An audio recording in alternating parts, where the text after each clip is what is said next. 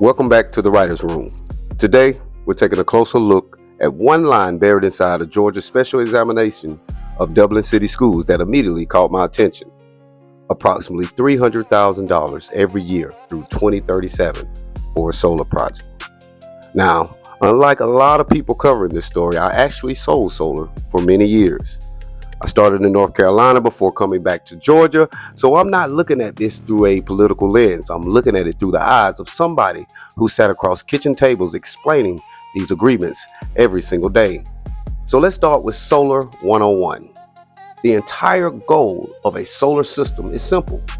Match the amount of electricity you produce with the amount of electricity you consume.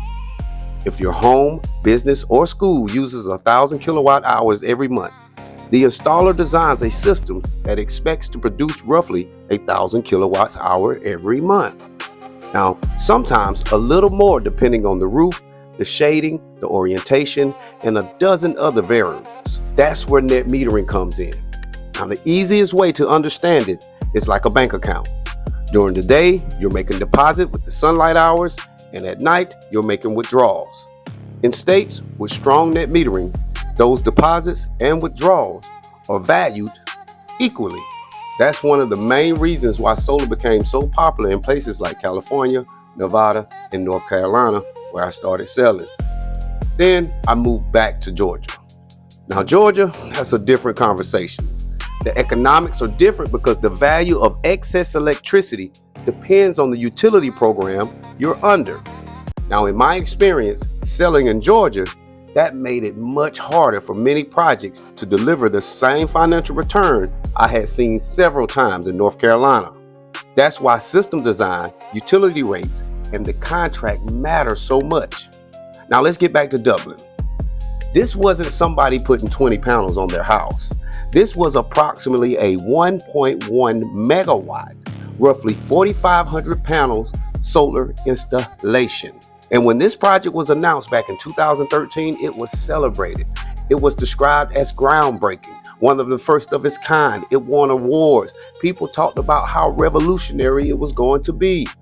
Public reporting at the time projected savings at about $100,000 during the first fiscal year.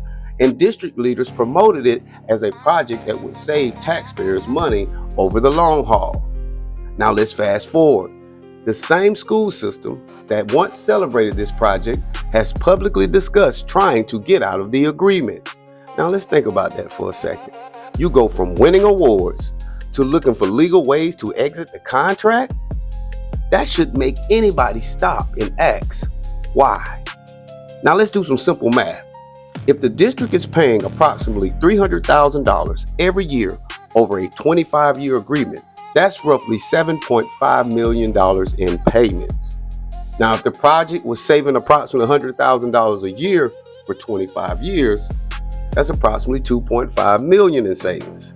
Now, those are just simple calculations. They are not financial analysis because the actual economics depend on the electricity prices, contract terms, maintenance, and production over time. But they do raise an obvious question. How did the numbers work? Because here's something else people don't realize. Solar panels don't produce exactly the same amount of electricity forever. Over time, production gradually declines, and that's normal. That's why monitoring the system matters. Maintenance matters. Performance reports matter. And that's why this next part of the audit just stopped me cold. The state of Georgia says the district has not verified whether the system was operational, whether the anticipated energy savings were being achieved, or whether required maintenance had been performed. Let me say that again for the people in the back. The state of Georgia says the district has not verified whether the system was operational, whether the anticipated energy savings were being achieved, or whether required maintenance had been performed. Now, more than a decade after this project was installed, the audit said they had not verified if they even turned it on. And as somebody who sold solar, that's unbelievable.